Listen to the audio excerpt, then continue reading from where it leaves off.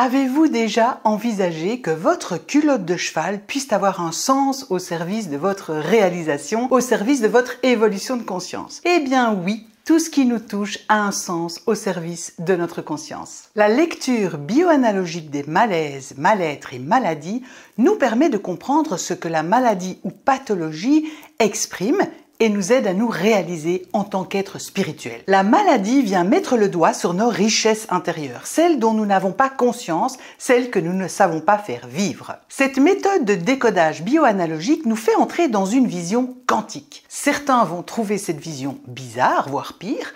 Ils vont continuer de penser que si on a de la culotte de cheval, c'est parce que notre alimentation est riche et que notre corps stocke la graisse jugée inutile.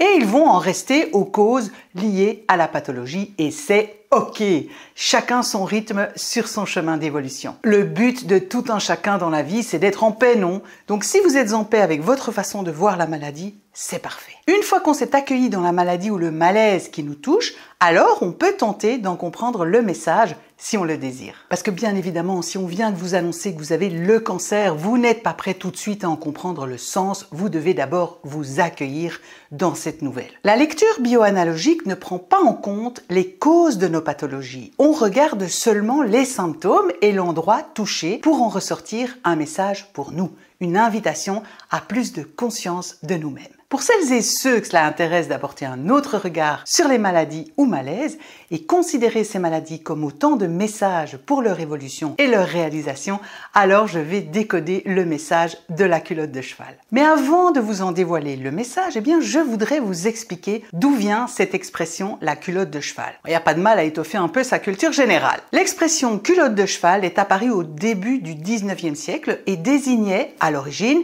les vêtements amples destinés à la pratique de l'équitation. Par la suite, la forme de ces vêtements a été associée à ce qu'on appelle aujourd'hui la culotte de cheval, c'est-à-dire l'accumulation de graisse chez les femmes qui donne aux cuisses l'apparence de cet habit. Cet amas graisseux autour du bassin nous parle de portance. Le bassin porte la colonne vertébrale et nous permet d'être stable. Si un amas graisseux enveloppe le bassin, c'est comme si la vie nous montrait que notre portance, notre importance était intérieure. La vie nous montre ce que nous ne savons pas mettre en conscience. Et quand on a de la culotte de cheval, c'est qu'on se dévalorise beaucoup, qu'on cherche à être valorisé par l'extérieur. Je cherche une validation, une reconnaissance extérieure. Je cherche à être important pour l'autre. Je cherche à avoir de l'importance. Je mets donc une tension vers l'extérieur. Et quand on met une tension vers l'extérieur, eh bien on n'est plus dans sa portance.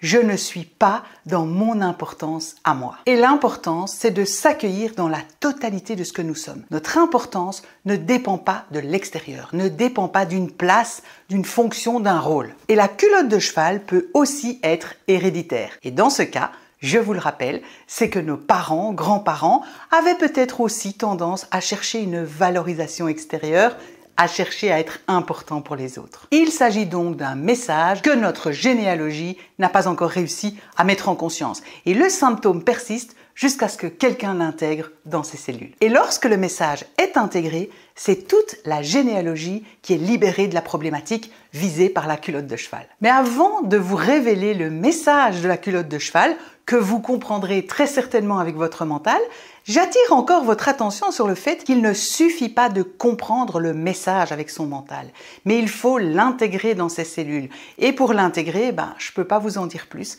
L'intégration, elle est personnelle et individuelle. C'est pour cela que parfois, être accompagné par un praticien peut être très bénéfique pour intégrer le message d'une pathologie ou d'un symptôme. N'hésitez pas à consulter un praticien dans les galeries du mieux-être. Je les ai sélectionnés avec soin pour vous et vous pouvez les découvrir soit dans la playlist Nos praticiens, ici sur cette chaîne YouTube, soit sur le site des Galeries du Mieux-être. Vous avez les liens en description. Prenez un rendez-vous d'appel découverte gratuit avec celui ou celle qui vous convient le mieux et vous pourrez également bénéficier d'une réduction sur votre premier rendez-vous. Et maintenant, celui que vous attendez tous, le message de la culotte de cheval. Il s'agit d'une invitation à changer votre regard sur votre importance, à cesser de chercher une valorisation extérieure, à cesser d'attendre que les autres fassent ou disent quelque chose pour que vous puissiez enfin vous sentir important. Je remercie encore tous ceux qui me suivent et commentent mes vidéos. J'essaye de répondre à un maximum de vos questions en commentaire et je note toutes les pathologies ou malaises ou mal-être